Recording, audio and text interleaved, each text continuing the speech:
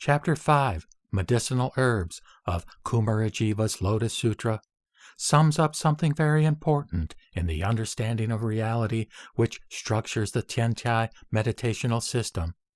The passage runs, quote, "The teachings preached by the Tathagata are all of one mark and one flavor, what is known as the mark of liberation, the mark of freedom, the mark of cessation. Ultimately, all these teachings lead to the knowledge of all modes, that is, the Buddha's perfect enlightenment.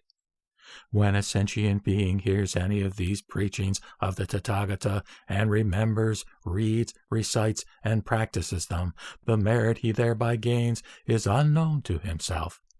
And why?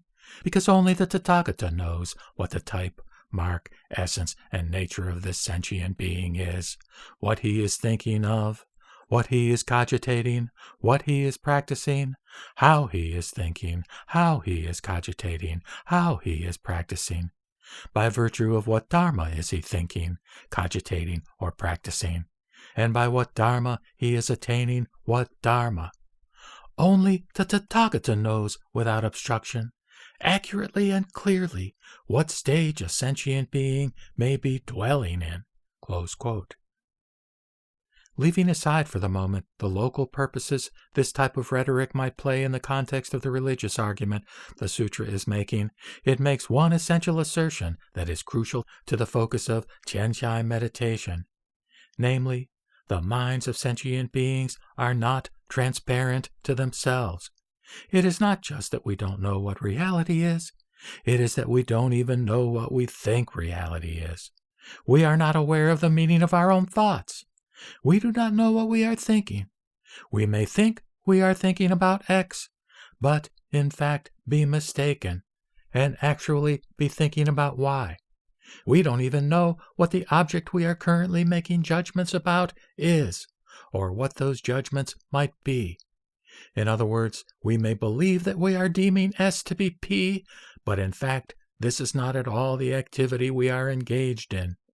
We are rather, in fact, deeming S to be non-P, or T to be L, or N to be G. We may think we believe X, but in fact be mistaken about this.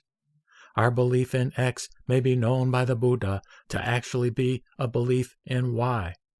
The very activity of deeming, of judging, is not a bare, transparent datum. Neither the thinker, the thought of object, nor the thought itself has a decidable nature. The disambiguating act of thinking is itself ambiguous. This is the premise for Tiantai, awareness to attention. It should be stressed that the mature Tiantai conception admits no function of mind above and beyond the forming of determinate thoughts.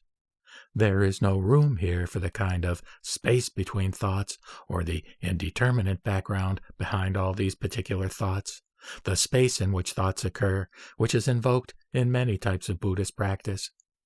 The space between thoughts would be, for Ziyi, merely another thought, another phase with a specific beginning and end. The non-thought here is always only an aspect of a particular thought, just as emptiness or global incoherence is also some specific provisional posit or local coherence. Indeed, the mind itself is merely an aspect of a thought. The mind contemplated in Tiantai mind contemplation is the mind described in a passage used in the Tiantai practice of the lotus repentance, during which Ziyi is said in some sources to have had a major enlightenment experience.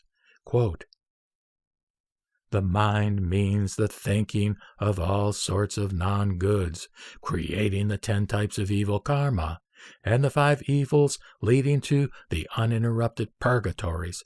It is like a monkey, and also like glue, sticking covetously to everything everywhere in the 6 sense organs.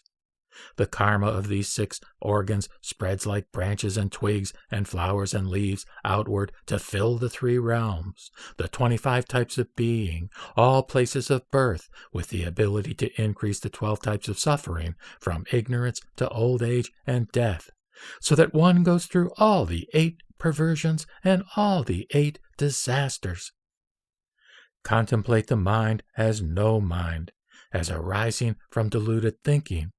Think of the mind with this mark of having arisen from deluded thought as resembling a wind blowing through empty space, having no dwelling place. Such a dharma and its attributes are neither born nor perish. What then is called sin? What merit? My mind is itself empty, and both sin and merit have no owner. All dharmas are the same way. They neither dwell nor perish. This kind of repentance is the contemplation of the mind as no mind, dharmas as not dwelling within dharmas, all dharmas as liberated, the noble truth of cessation and quiescence.